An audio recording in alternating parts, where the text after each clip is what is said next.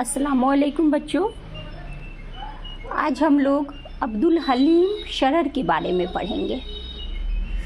अपनी ज़िंदगी में उन्होंने जो शानदार कारनामे अंजाम दिए, अपनी सलाहियतों और वक्त का सही इस्तेमाल करके अपनी मेहनत और काविशों से उन्होंने मुल्क व मिल्लत की जो खिदमात अंजाम दी उसे हम जानेंगे। अब्दुल हलीम शरर 1860 ईस्वी में उनकी पैदाइश हुई और 1926 ईस्वी में उनकी वफ़ात हो गई। अब्दुल हलीम नाम और शरर तखल्लुस था। वो लखनऊ में पैदा हुए। उनकी इब्तदाई तालीम लखनऊ में हुई। बाद में उनके वालिद हकीम तफज़्ज़ुल हुसैन ने उनको कलकत्ता मटिया बुरुज बुला लिया। यहाँ हकीम साहब वाजिद अली शाह की मुलाजमत में थे। हकीम साहब यानी उनके वालिद जो थे। अहले इल्म का भी अच्छा मजमा था। शरर की इल्मी नश्व नुमा में यहाँ पर बहुत इजाफा हुआ। नश्व नुमा का मतलब ही इजाफा है। तो ये जो इल्मी मजलिस लगती थी, अहले इल्म लोग जमा होते थे, जिसकी वजह से उनकी इल्म नश्व नुमा बहुत अच्छी तरह से वहाँ पे हुई। उन्होंने उर्दू, फ़ारसी, अंग्रेज़ी और अरबी में महारत हासिल कर ली। महारत यानी काबिलियत। 1870 ईस्वी में शरर को फिर लखनऊ वापस आना पड़ा। लखनऊ आकर शरर ने अपना इल्मी मशगला बराबर जारी रखा। मुख्तलिफ अहले कमाल से फैज़ हासिल करते रहे।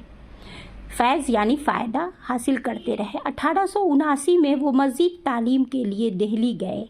दिल्ली पहुंचकर शरर ने न सिर्फ तालीम हासिल की बल्कि तसनीफ़ व तालीफ़ का सिलसिला भी शुरू कर दिया। दिल्ली से लखनऊ वापस आने के बाद 1821 ईस्वी में उन्होंने अवध इख़बार की मुलाजमत कर ली। इख़बार का नाम है अवध इख़बार। इसमें मुलाजमत कर ली, जिसमें वो बराबर मज़ामीन लिखते रहे। 1887 ईस्वी में शरर ने अपना रिसाला दिलगुदाज़ जारी किया। कुछ दिनों के बाद इस रिसाले में उनके नाविल मुल्कुल अज़ीज़, वर्जिना, हसन, अंजलिना, मंसूर, मोहिना किस्तवार शाये होने लगे। कुछ मुद्दत बाद माली तंगियों की वजह से उनको हैदराबाद जाना पड़ा। यहाँ रहकर उन्होंने तारीख़ सिंध लिखनी शुरू की। नवाब वक़ारुल उमरा ने उनकी कदरदानी की और अपने बेटे के साथ 1893 ईस्वी में इंग्लिस्तान भेज दिया, जहाँ 3 साल तक उनका क़याम रहा, यानी 3 साल तक ठहरे, और उन्होंने फ़्रांसीसी ज़ुबान भी सीख ली। वापस आकर हैदराबाद से दिलगुदाज़ जारी किया। रिसाला का नाम है दिलगुदाज़, किताब का नाम है, जारी किया। 1909 में वो लखनऊ वापस आ गए और उन्होंने यहीं वफ़ात पाई। अब्दुल हलीम शरर ने उर्दू में तारीख़ी नावल की इब्तदा की।